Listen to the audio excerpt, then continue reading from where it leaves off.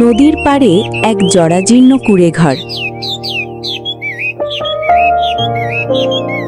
সেখানে বাস করে হাশেম মিয়া, তার স্ত্রী জমিলা আর ছোট ছেলে রতন।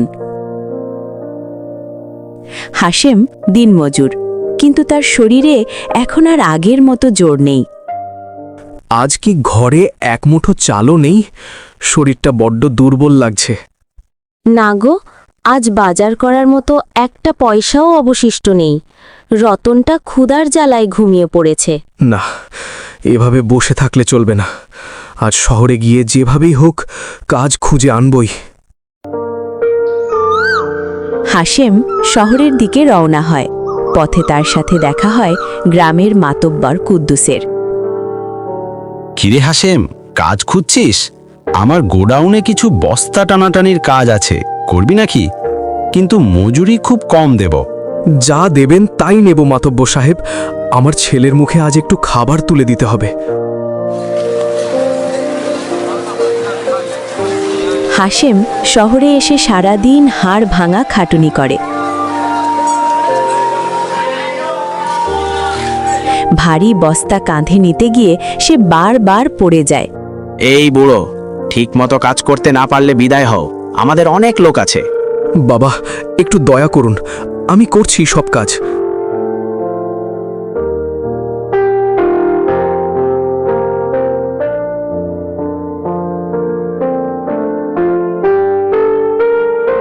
কাজ শেষে হাশেম সামান্য কিছু টাকা পায়। সে টাকা দিয়ে চাল কিনে ফেরার পথে রাস্তার এক কোণে একটি পুরনো চামড়ার ব্যাগ পড়ে থাকতে দেখে। এ কি? এটা কার ব্যাগ? এত টাকা! আমি কি এগুলো নিয়ে নেব? না না, এটা কারোর কষ্টের টাকা, এটা ফেরত দেওয়া দরকার। হাশেম ব্যাগের ভেতর একটি ঠিকানা খুঁজে পায়, কিন্তু সে সময় তার ছোট ভাই কলিম, যে খুব চতুর, সেখানে হাজির হয়। ওরে দাদা, তুই তো রাজা হয়ে গেলি। এই টাকা দিয়ে আমরা নতুন বাড়ি বানাবো, ব্যবসা করব। না কলিম, এটা অন্যের আমানত। আমার পেটে খিদে থাকতে পারে, কিন্তু আমার রক্তে চুরি নেই। তুই সারা জীবন গরিবই থেকে যাবি। তোর ছেলেটা পড়াশোনা করতে পারে না টাকার অভাবে, আর তুই এই টাকা ফেরত দিবি?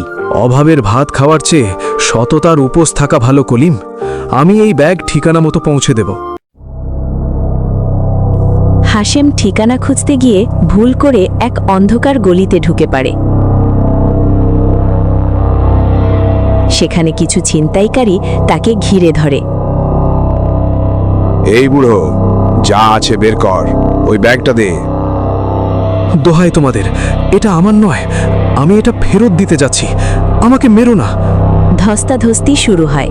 হাশেম আহত হয়, কিন্তু ব্যাগটি হাত ছাড়া করে না। ঠিক তখনই পুলিশের গাড়ি আসায় ছিনতাইকারীরা পালিয়ে যায়।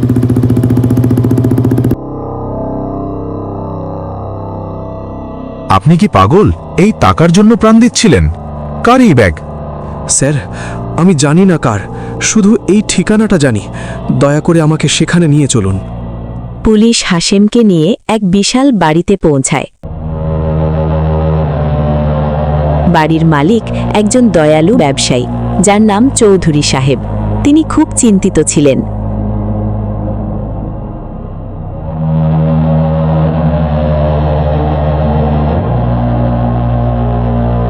আমার ব্যাগ? আপনি এটা পেয়েছেন? আমার মেয়ের বিয়ের গয়না আর দরকারি নথিপত্র ছিল এতে। এই নিন আপনার জিনিস। আমি শুধু আমার দায়িত্ব পালন করেছি। আপনি আহত হয়েছেন এই ব্যাগ রক্ষা করতে গিয়ে। আপনি চাইলে তো এটা নিয়ে পালিয়ে যেতে পারতেন। সাহেব, গরিব হতে পারি, কিন্তু আমি মানুষ। মানুষের বিশ্বাস ভাঙতে পারবো না। হাশেম ভাই, আপনার মতো সৎ মানুষ আজকাল বিরল। আমি আমার কারখানায় একজন বিশ্বস্ত ম্যানেজার খুঁজছিলাম। আপনি কি আমার সাথে কাজ করবেন? আমি তো মূর্খ চাষি মানুষ সাহেব। সার্টিফিকেট দিয়ে কি হবে? আপনার সততাই আপনার সবচেয়ে বড় যোগ্যতা। আমি আপনার ছেলের পড়াশোনার ভারও নেব। কয়েক বছর পর হাশেমের এখন নিজের পাকা বাড়ি। রতন স্কুলে যাচ্ছে, হাশেম আর কলিম একসাথে কাজ করছে। বাবা, আমি বড় হয়ে তোমার মতোই সৎ হতে চাই। মনে রাখিস বাবা, টাকার অভাব দূর করা সহজ, কিন্তু চরিত্রের অভাব দূর করা কঠিন। হাশেম মিয়ার সততা শুধু তার পরিবারকেই নয়, পুরো গ্রামকে বদলে দিল। মানুষ বুঝতে পারল, পরিশ্রম আর সততা থাকলে ভাগ্যের চাকা একদিন ঘুরবেই।